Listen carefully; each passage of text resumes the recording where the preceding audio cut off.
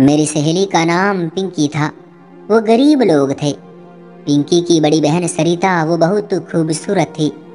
इस वजह से उसकी शादी एक अमीर घराने में हो गई। सरिता शुरू के दिनों में अपने घर में काफी खुश रही, मगर फिर दौलत के नशे ने उसके पति को अय्याशी पर डाल दिया। शादी के सिर्फ 2 साल बाद ही सरिता माँ के घर वापस आ गई। 1 साल का बेटा भी साथ ले आई। सरिता के पति ने एक दूसरी लड़की के इश्क में गिरफ्तार होकर उसको तलाक दे दी थी। अपनी गुर्बत की वजह से ये लोग उस व्यक्ति का कुछ भी न बिगाड़ सकते थे, इसलिए सरिता ने चुपचाप उस जहर को पी लिया।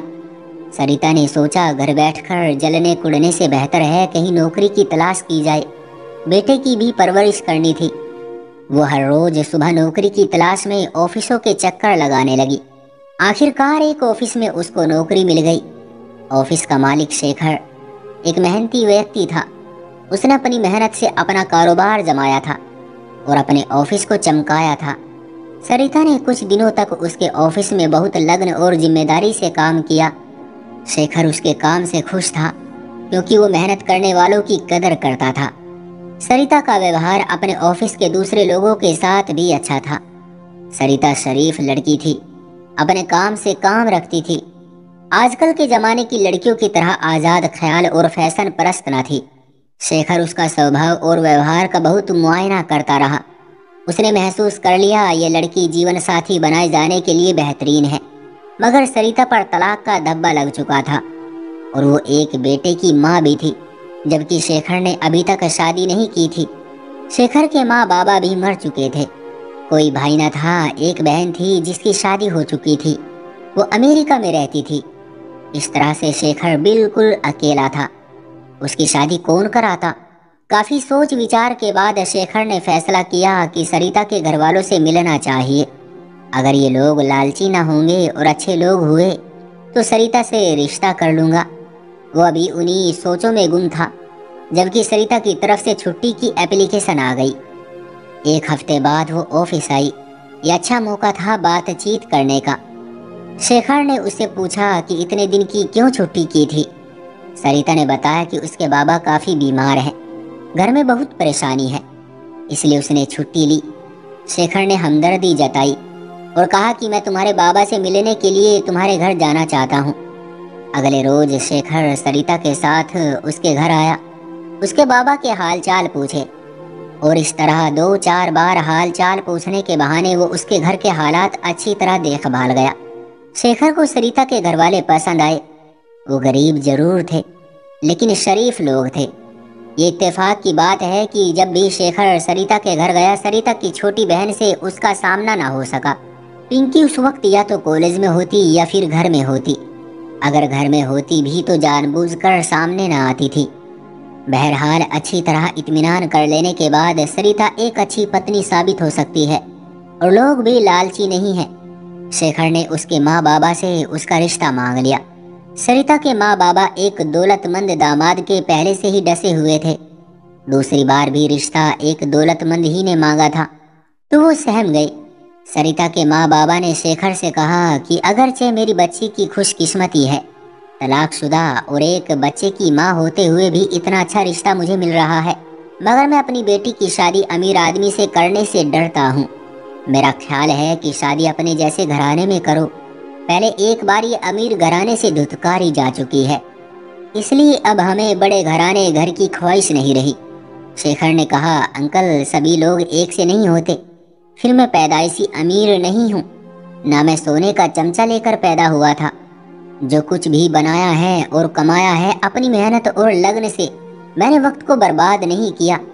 मिडिल आदमी हूँ। आपकी बेटी की शराफत और अच्छी आदत से खुश होकर रिश्ता मांगा है। आप मुझ पर भरोसा कीजिए, आपकी बेटी को मेरी तरफ से कभी भी कोई तकलीफ नहीं होगी। इस तरह की बातें करके शेखर ने सरिता के बाबा को रिश्ते पर राजी कर लिया। इसके बाद सरिता दूसरी बार दुल्हन बनकर शेखर के घर और दिल की मलिका बन गई।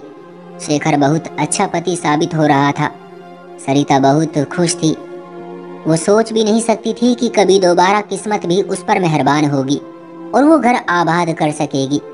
जिस ऑफिस में वो नौकरी करती थी, आज वो उसी ऑफिस की मालिक बन चुकी थी।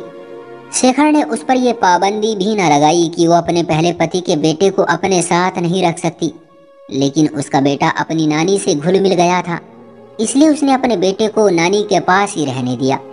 सरिता के 2 बच्चे और हो गए थे। वो अपने घर में खुश थी। एक बार उसकी बहन पिंकी अपनी बहन सरिता के घर रहने के लिए आई।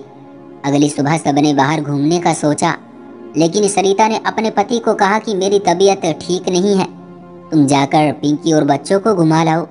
वो सब गाड़ी पर सैर करने चले गए। दूसरे रोज भी सरिता ना गई, बल्कि पिंकी ही बहनों के साथ शेरो तफरी करने गई। उस रोज ये लोग रात को काफी देर से घर लौटे। बच्चे गाड़ी में ही सो गए थे। पिंकी 2 हफ्ते सरिता के घर रही। इस समय में उसका अपने बहनोई के साथ इस किस्म का लगाव हो गया कि जिसका सरिता को कुछ पता न था। पिंकी उसके बाद बाहर ही बहनोई से मिलने लगी और हफ्ते 2 हफ्ते बाद बहाने बहाने से बहन के घर आकर रहने लगी। इस बात को सरिता की माँ ने महसूस कर लिया। उसने पिंकी का सरिता के घर जाना बंद कर दिया और उसका अकेली घर से निकलने पर भी पाबंदी लगा दी। शेखर ने अपनी पत्नी को कहा कि तुम्हारी माँ ने तुम्हारी बहन को मेरे घर आने से मना कर दिया है, उन्होंने मेरी तौहीन की है। अब या तो तुम घर जाकर माँ को समझाओ कि इस तरह मेरी तौहीन ना करे, वरना तुम खुद बुरे हालात का सामना करने के लिए तैयार हो जाओ। सरिता अपने पति के तेवर देखकर डर गई। माँ के घर आई और उनको समझाया कि तुम पिंकी पर पाबंदी ना लगाओ, इससे शेखर अपनी तौहीन महसूस करते हैं कि तुम इन पर बिना वजह शक कर रही हो। कुछ नहीं तो मेरे बच्चों का ही ख्याल करो।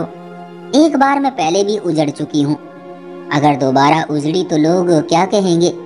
वो मुझको ही इल्जाम देंगे कि बार बार डिवोर्स लेकर मायके आ बैठती है, अपना घर क्यों नहीं बसाती। बेटी के रोने धोने से माँ मजबूर हो गई। दरअसल उसको भी महज एक शक ही हुआ था, जबकि सरिता का दिल बिल्कुल साफ था। उसका तो शक भी नहीं हुआ था। पिंकी फिर बहन के घर आने जाने लगी। जितने दिन चाहती ठहरती। अब तो शेखर भी दीदा दिलेरी से रहता और खुद ही अपनी गाड़ी में छोड़ने जाता। सरिता चौकन्नी हो चुकी थी। वो गहरी नजरों से पति और बहन के व्यवहार बर्ताव को देखने लगी थी। धीरे धीरे वो असल मामले की तह तक पहुंच गई, मगर मुंह से कुछ कहना अपनी ही बर्बादी को दावत देना थी। जो इंसान एक बार तबाह बर्बाद हो चुका हो, वो दूसरी बार तबाह होने के लिए आसानी से तैयार नहीं होता।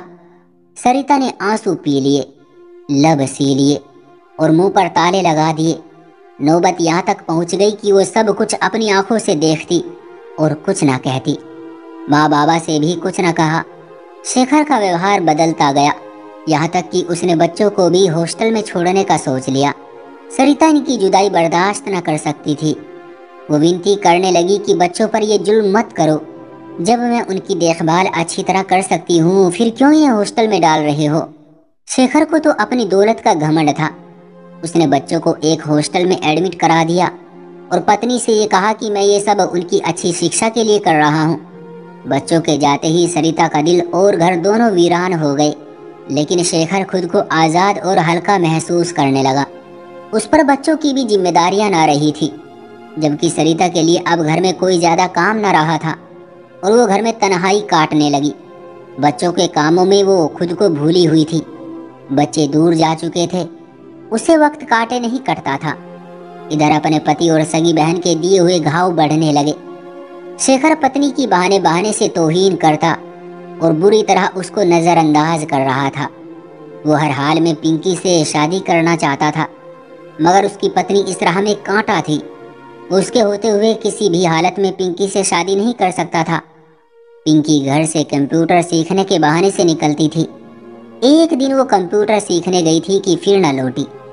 शेखर के प्रोग्राम से स्टेशन चली गई, जहां शेखर के ऑफिस का मैनेजर मौजूद था। उसके कुछ दिनों बाद ही शेखर ने भी कानपुर जाना था। मैनेजर पिंकी को लेकर कानपुर की बजाय एक गांव चला गया। वहां जाकर मजबूर किया कि तुम मेरे एक दोस्त से शादी कर लो, वरना मैं तुम्हें पुलिस के हवाले कर दूंगा, क्योंकि तुम्हारी शादी शेखर से नहीं हो सकती जब तक कि तुम्हारी बहन को तलाक ना हो जाए। यह मैनेजर सरिता को उस वक्त से जानता था जब वो ऑफिस में काम करती थी। वो इतनी अच्छी लड़की थी कि ऑफिस के हर मर्द के दिल में उसकी बहुत इज्जत थी। जबकि शेखर और पिंकी का संबंध मैनेजर को बाद में मालूम हुआ था। अब वो पिंकी को अपने जाल में फंसाकर उसको मजबूर कर देना चाहता था कि वो अपनी बहन की जिंदगी से निकल जाए। पिंकी खूबसूरत थी। उसने अपने गांव के एक दोस्त को पिंकी की झलक दिखाकर शादी के लिए तैयार कर लिया था। पिंकी और बुरी तरह से फंस चुकी थी। वो वापस नहीं जा सकती थी और गांव की जिंदगी स्वीकार भी नहीं कर सकती थी। इधर पुलिस का डर भी था। शेखर से मिलने को मजबूर थी क्योंकि वो गांव के कुछ लोगों की कैद में थी।